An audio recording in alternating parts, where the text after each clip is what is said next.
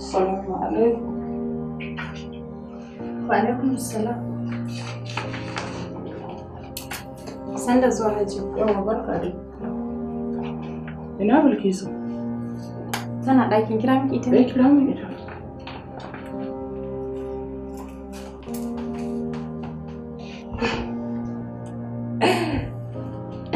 Wallahi mijina kafiya damuwa. Na gaya maka lafiya ta da babu abin da yake damu.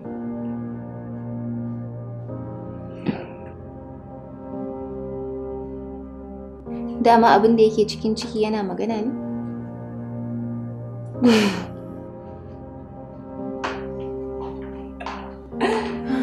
La, ka san me? La, da fatilar. To shi ke namiji na zai kira. Anti? Na'am. Wai ki zo. Hajiya Umar ta zo. Yanzu ta zo? To ga ina zuwa.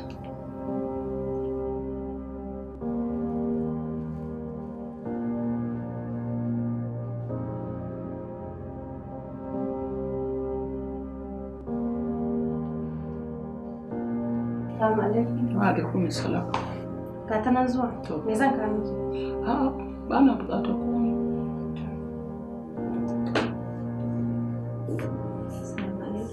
Wa alaikum salam. Na'am Bilkisu. Ha ba ta ta kaina. Zo nan ki zauna kusa da ni. Zauna a hankali. Ya jiki? Sanni ata. Ba dai abin da ke damun ki ko? Babu. A'a. Inda kwai abin da ke damun ki faɗa min. Wallahi. Ai a gidan nan ba mai takura miki. Dan gidanki ne daga ke sai 'ya'yanki. Faɗa min gaskiya. Wallahi mama babu kuma lafiya kada nake son. To alhamdulillah. Ya wata tsara na kawo miki. Rika. Wannan rubutu ne. Kin gane? Ke. Tashi ki ba mu wuri za mu yi sirri. Kuma za mu yi magana sai kin zira mana ido me haka? Bilkisu. Abin da nake so da ke. Ki kula da kanki. Kin ji ko? Dan kishiya ba a bar sakin jiki bace da ita. Ki daina ganin tana miki wannan haba-haba tana nan da ke. Kin gane? To akwai wata a ƙasa saboda tun da ta zo gidan nan bata haihu ba. Amma ke yanzu ga ki da kika zo, Allah ya baki haihuwa. Ya kamata ki kula da kanki. Insha Allah. Kuma Allah ya sauke ki lafiya. Allah ya ƙara muku lafiya da ke da abin da ke cikin ku. Kin ji ko? Ba ki sha komai ba? A'a, ba zan sha komai ba.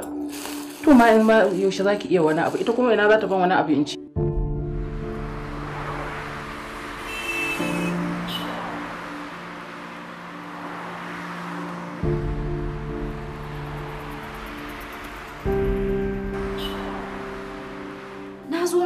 Kin zauna kin ta sani a gaba sai kuka kike min. Kin ki faɗa min abin da yake damin ki. Dan Allah dan Annabi ki faɗa min me yake damin ki.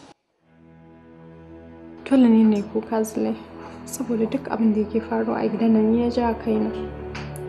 Kin ga irin cin kashin da ake min a gidan nan? Kowa baya so na, kowa ya tsane ni. Wallahi na rasa ni me yake min daɗi. Mafita ɗaya ce kawai. Malami za mu tura musu sunayen shi kawai ya mana maganin su. Gaskiya ba na son wannan shawara. Kin manta abin da ya faru da Salima? Salima waye ne ya kai ta bin malamai amma har yanzu bata samu abin take nema a wurin ba. Yanzu kuma daga ƙarshe ma ta bige da zama 'yar ƙaramar bazawara. Kin ga, ki bani wata shawara don wannan shawaran gaskiya bai yi ba. Aunty?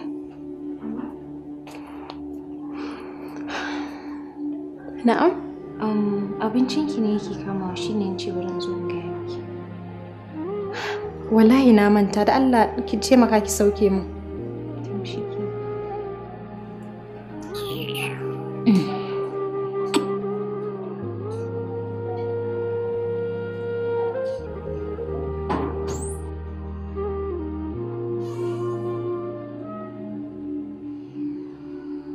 duk ke kika jawo wannan abu. Ai da ana sanki, zuwanta ne yasa aka daina sanki. Abin da nake so ki gane shine in dai baccin da zaki kwanta ki ci gaba da yi ne to wallahi tallahi za a yi baki. Ki tashi daga wannan nauyin baccin da kike yi. In ba haka ba wannan abin kina ganin ta za ta kwace miki miji. Haba. Wallahi tun da na shigo gidan nan, Bilkisu bata taɓa yi min wani abu mai kama da raini ba. Kullum cikin girmama ni take. Matsalar dai daga gurin Umar ne da kuma mahaifiyarsa. To naji kullum cikin girmama ki take yi. Amma magana guda ɗaya ce daga yau kar ki ƙara kawo min wani maganan Bilkisu or something. Matsalar ku ce ku je can ku ƙara take da ita. Count me out of this da Allah bana ciki. Gaskiya ni dai ba zan iya abin da kike tunanin zan iya yi ba. To shikenan sai kowa ya kama kansa. Kar ki saki kira na ma ki gaya min wani zance matsalar ku ne. Bana ci.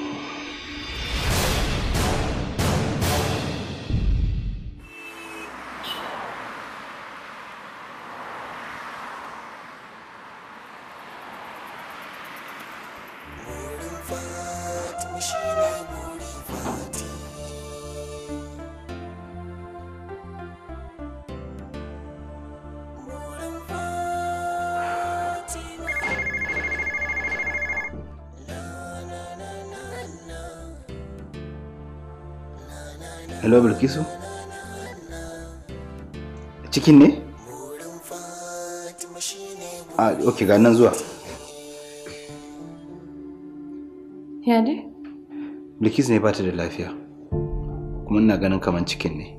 To ai ba kai kamata ka je ba, ka bari na fara zuwa tukunna. Okay, to sai ki zo mu tafi.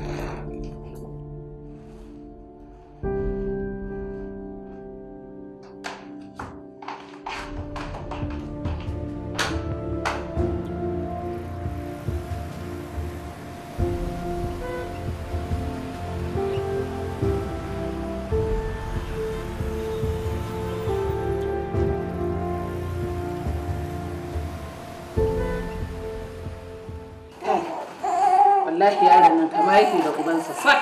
Kama an tsaga kawai. Ruwa kuma? Dala ba ruwa. Yace za ki ba shi ruwa? Ki ce ma ki ba shi ruwa da nan. Dala ba shi ruwa. Kafarsa. Haba yi shiru dan lelan baba. Kama yake da ke? Ke wannan yaro kama yake da ubansa. Amma wannan kike so. Ki bari idan Allah ya kai mu shekara mai zuwa za a haifi mai kama da ke. Ai Bilkisu ba juya bace. Gaskiya. Ha? Kin ga fadanta?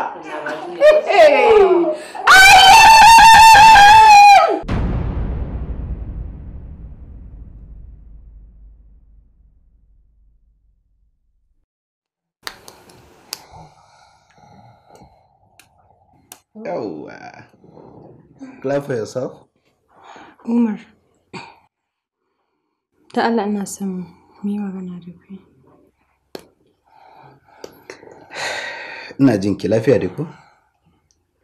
Akan irin zaman da nake yi a gidan nan ne. Wallahi ba na jin daɗin zaman gidan nan. Saboda na kasa yafe wa kaina laifin da na aikata maka. Kai ma ka kasa yafe mu. Kwata-kwata ba na jin daɗi.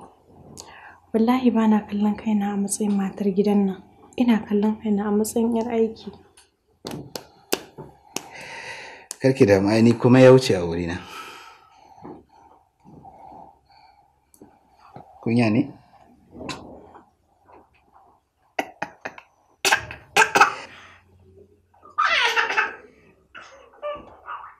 A'a, in kai ka goma mamanka kenan. Yeah.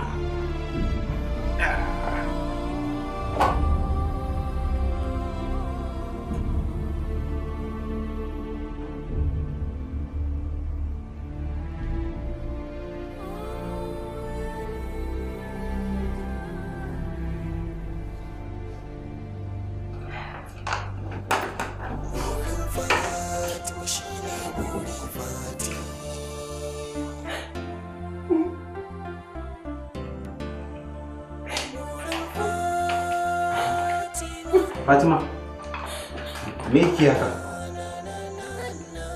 Tambaye ki nake me yake haka? Na gaji da zama a gidanka ne. zan tafi saboda baka ɗauke ni a matsayin matarka ba. Fatima, me ya zafi haka? Tunda nake a gidan nan na taɓa ce miki bana ƙaunar ki? Idan baka furta min da bakinka ba, ayyukanka da kake yi suna nuni da haka. Dan kawai na maka laifi so ɗaya sai ka mai da ni sakarya mara yanci. Gaskiya zan tafi in barka. Gaskiya ne. Tabbas a duk lokacin da na kalle ki ina jin zafi a zuciyata. Amma ina so ki sani cewa duk duniya babu macen da nake so fiye da ki. Ni ɗan? Eh, kwarai kuwa. Fatima ke ce mace ta farko a duniya wadda na taɓa buɗe baki na ce mata ina so. Kuma duk abin da nake yi miki da gangan nake yi. Ina yi ne don ki ji zafi, don in rama laifin da kika aikata mu. Amma yanzu komai ya wuce. Na yafe miki kuma na janye. Kuma zan ci gaba da kula da ke kamar baya. Zan ci gaba da yi miki addu'a. Sannan kuma za mu rika zuwa asibiti wajen neman maganin rashin lafiyanki insha Allah.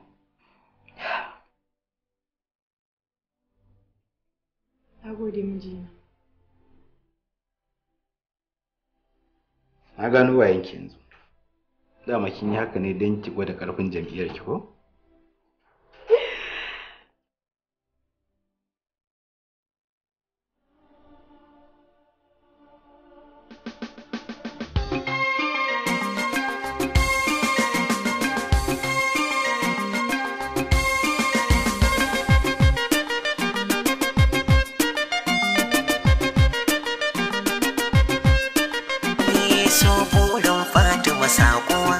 zuciya sanda ya zo ka zama bako a ranar yabo. So burin Fatima sako a dan zuciya sanda ya zo ka zama bako a ranar yabo.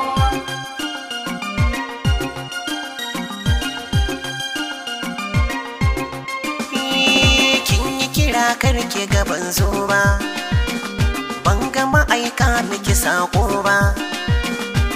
Da ido ki ya fi sandu ba, zuciya ban dan wata bake ba, duk matsala sanki nake duba, na yi nasara tun da kina so na zan killace.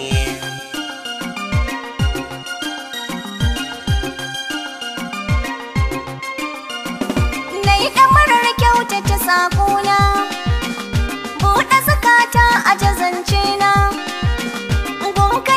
tausa kalamai na so daminta mewa juna, zo inuwa ta ka gushi rana, kai na lazamta daga baki na nai furci.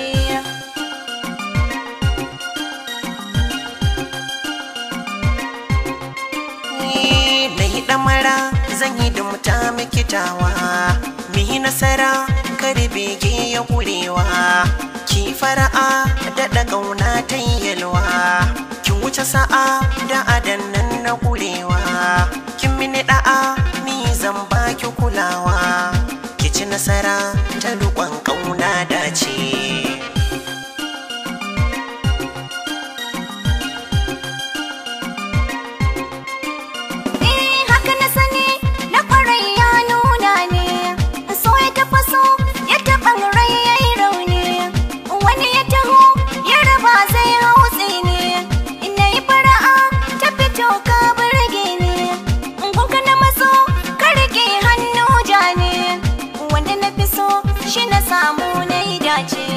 So burin Fatima sako a da zuciya sanda ya zo ka zama bako a ranar yabo.